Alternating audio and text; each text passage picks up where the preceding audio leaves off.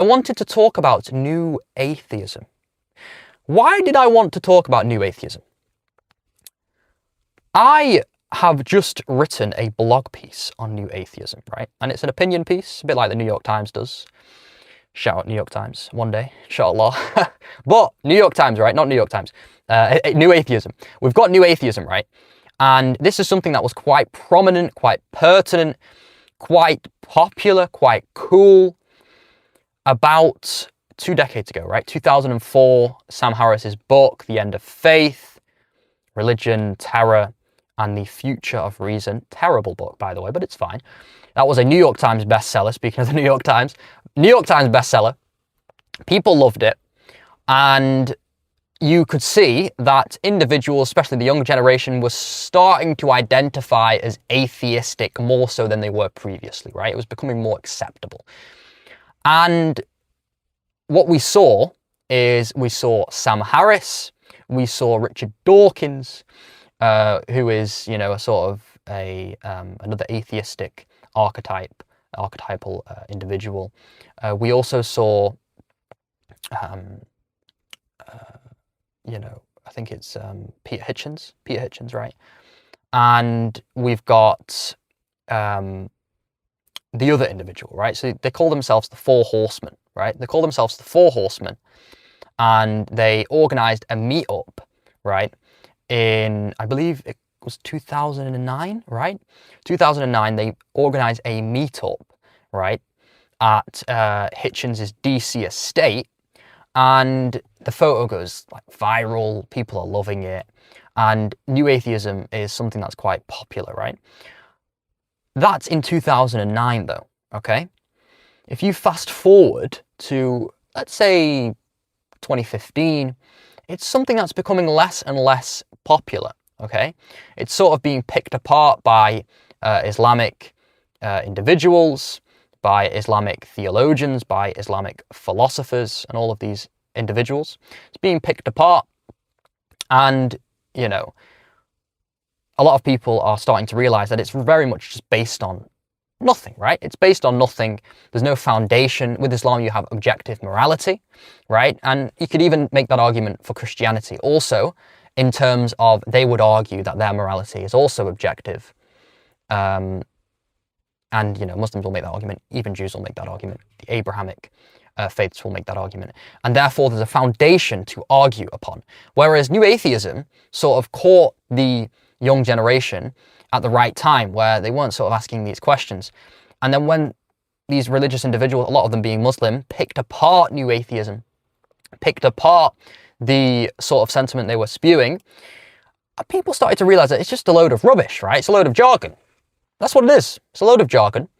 And if you look at it today, in 2025, new atheism is something that has faded very much into irrelevancy.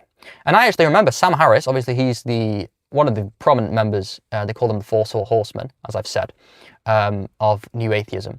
He was actually on a podcast, I believe it was Chris Williamson, but it could have been someone else. And he was talking to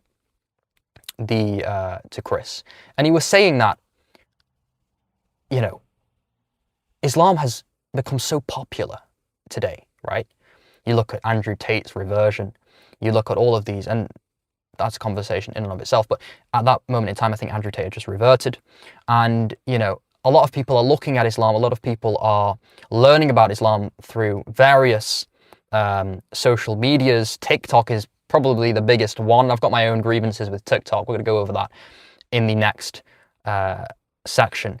But TikTok was very much promoting Islam and promoting the way of life of Muslims. And a lot of this damage control that the Israelis and the Jewish figures were trying to implement after 9/11, you know, saying that, you know, Muslims are like this and Muslims are like that. And a lot of it was being destroyed in real time, right? And, you know, we're going to talk about TikTok again, like I've said, in terms of the ADL, the Anti-Defamation League, because there was actually an article by the Tehran Times which went into that. But let's not get ahead of ourselves, right? So we look at it today, and he's on Chris Williamson, and he's saying that, you know, Chris Williamson asks him, young men, predominantly are looking into Islam. They are, understanding Islam, how Islam operates. Why is that? Why has Islam become so popular, right? And he's like, it takes itself seriously, right? It's masculine and all of these things. And that is true. And there are a lot of young men, young white men also reverting to Islam. But another thing that must be mentioned is that young women also, right? Or women in general also, because when you look at the reversion rates to Islam, we're looking at 2/3 of them being women. 2/3, right? 2/3 of them being women and only 1/3 being men. So there are more women reverting to Islam than there are men, okay? So yes, it is true that it's very attractive to young men, but it is also true to say that women are coming to Islam. Women are coming more so to Islam, right? So who killed New Atheism? And I think it's very obvious now. We've looked at Islam and we've looked at Christianity and Judaism, but Islam seems to be the one that has stuck the most with the young generation, whether, like I said, through the social medias, but New Atheism is something that has been killed, frankly, by conservative, well-practicing religion. In other words, Islam, right? Now we can have a conversation and a discussion about why New Atheism didn't work coming into the 2020s and all of this. And, we've spoken about how it is TikTok and it is social medias and Instagram and all of these things, right? But what it seems like I mentioned, is that the propaganda hasn't really worked, right? It might have worked 5-10 years ago, but if you look at it today in 2025, the propaganda's just completely fell flat on its face, frankly.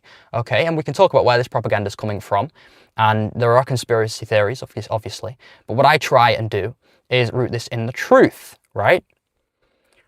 So where does that lead us to? That leads us to our third